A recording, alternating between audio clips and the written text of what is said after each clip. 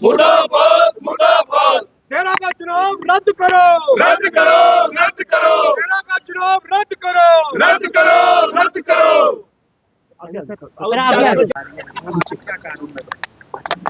आज एक प्रश्न के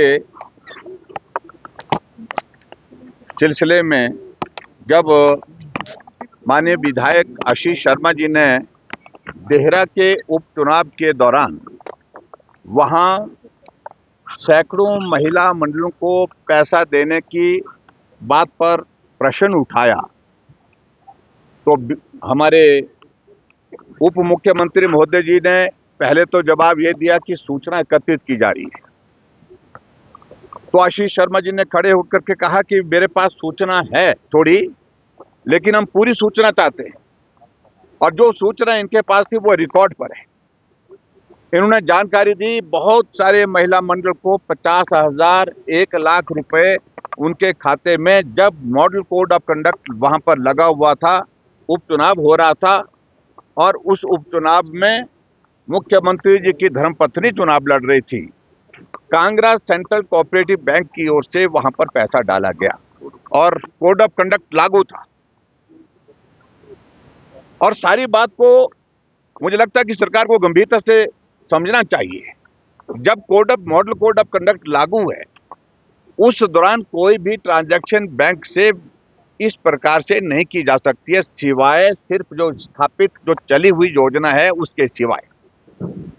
और उप मुख्यमंत्री बार बार इस बात को लेकर के कह रहे हैं कि आपने किसान सम्मान निधि डाली थी। किसान सम्मान निधि का कोई लेना देना नहीं है, क्योंकि वो योजना है, उस योजना में क्वार्टरली जो किस्त किसानों के खाते में डाली जाती है, उस पर कोड ऑफ कंडक्ट का इम्पैक्ट नहीं आता है, क्योंकि वो बिल्कुल जो है वो एक योजना बनी है, उसका शेड्यूल बना हुआ कब जो है पेमेंट खाते में डाली जाएगी।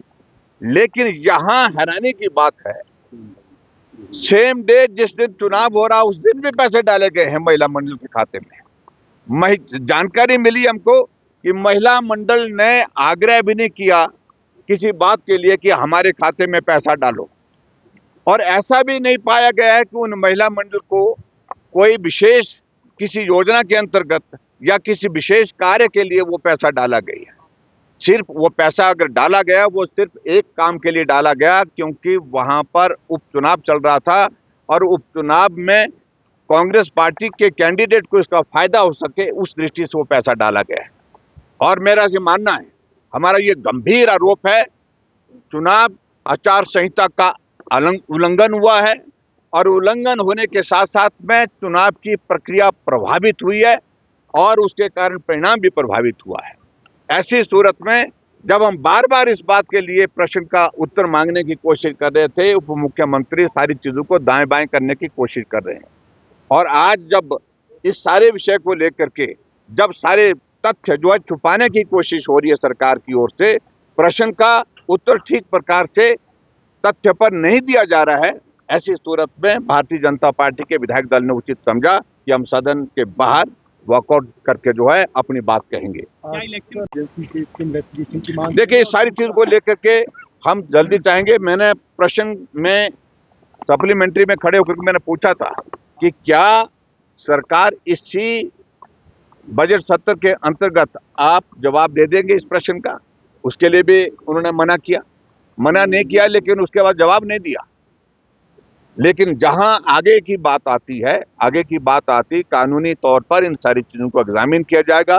एग्जामिन करने के बाद आगे सारी चीजों को लेकर के पार्टी विचार करेगी। निश्चित रूप से ये तो अधिकार है, जिसने चुनाव लड़ा है उसके पास तो अधिकार है ही है। वो इलेक्शन कमीशन में भी कंप्लेंट कर सकते हैं, और उसके साथ साथ में जो है वो इसमें इन्वेस्टिगेशन की प्रोसेस में एजेंसी से भी बात कर सकते हैं और कोर्ट में भी बात कर सकते हैं।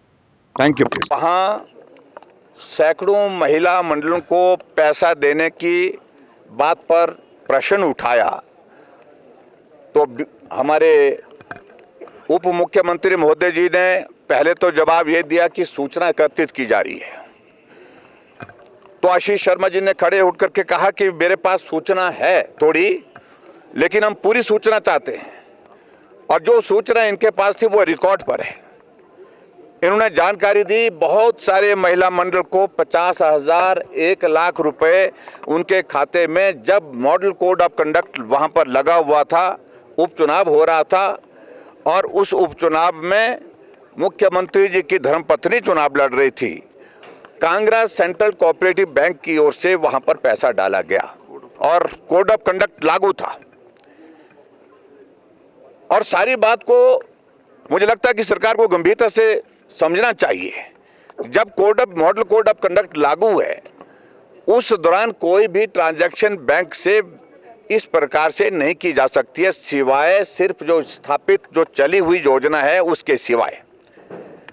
और उप मुख्यमंत्री बार बार इस बात को लेकर के कह रहे हैं कि आपने किसान सम्मान निधि डाली थी। किसान सम्मान निधि का कोई लेना देना नहीं है, क्योंकि वो योजना है, उस योजना में क्वार्टरली जो किस्त किसानों के खाते में डाली जाती है, उस पर कोड ऑफ कंडक्ट का इम्पैक्ट नहीं आता है, क्योंकि वो बिल्कुल जो है वो एक योजना बनी है, उसका शेड्यूल बना हुआ कब जो है पेमेंट खाते में डाली जाएगी।